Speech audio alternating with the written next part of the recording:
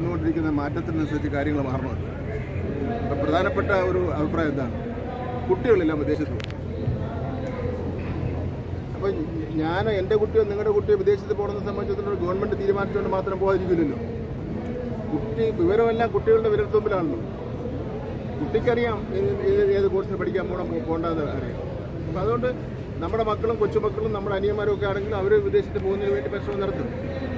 അപ്പോൾ അവരുദ്ദേശിക്കുന്ന രൂപത്തിൽ ഉള്ള കോഴ്സും അതുപോലെ ജോലി സാധ്യതയും ഇല്ലാത്തതിൻ്റെ ഫലമായിട്ടാണ് അങ്ങനെ ഒരു സംരംഭത്തിൽ നീങ്ങിക്കൊണ്ടിരിക്കുന്നത്.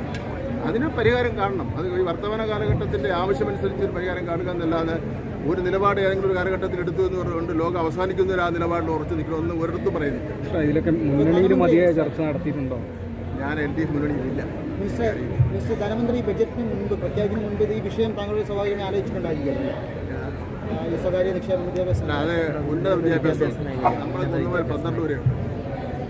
ഈ ഉന്നത വിദ്യാഭ്യാസ കാര്യം ഈ നമ്മുടെ സാധാരണ വിദ്യാഭ്യാസ മേഖലയിലേക്കും കൊണ്ടുവരണം. ഒരു സ്വകാര്യ നിക്ഷേപങ്ങളൊക്കെ ഈ മേഖലയിലും കൂടുതലായി വരണം എന്നൊരു ആവശ്യമുണ്ട്.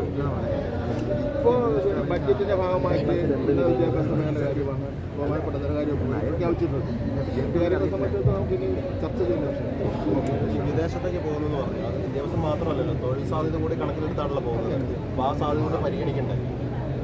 ഈ പുതിയ വിദ്യാഭ്യാസത്തിന് ഇപ്പോൾ ഞങ്ങളുടെ വൊക്കേഷണൽ ഹയർ സെക്കൻഡറി ഇല്ല SSK പ്രോജക്റ്റ് 267 സ്കൂളുകളിൽ ആരംഭിക്കും.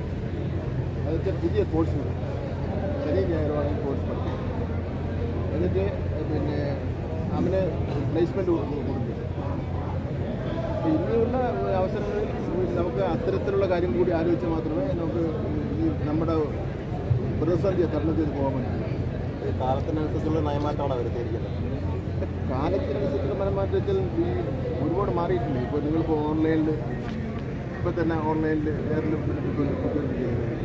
മുമ്പൊന്നും നമ്മളൊരു 15-20 വർഷങ്ങൾക്ക് മുമ്പ് ഈ ഒരു പരിപാടി കഴിഞ്ഞിറങ്ങി എത്രയും പത്രക്കാരുണ്ടാവുമോ? ഉണ്ടാവില്ല. അപ്പോൾ ഈ ഒരുപാട് മാറ്റങ്ങൾ നാട്ടിൽ വന്നുകൊണ്ടിരിക്കുകയല്ലേ. ആ വന്നുകൊണ്ടിരിക്കുന്ന മാറ്റങ്ങളെ കണ്ടില്ല എന്നടിക്കാൻ വേണ്ടി പറ്റില്ല.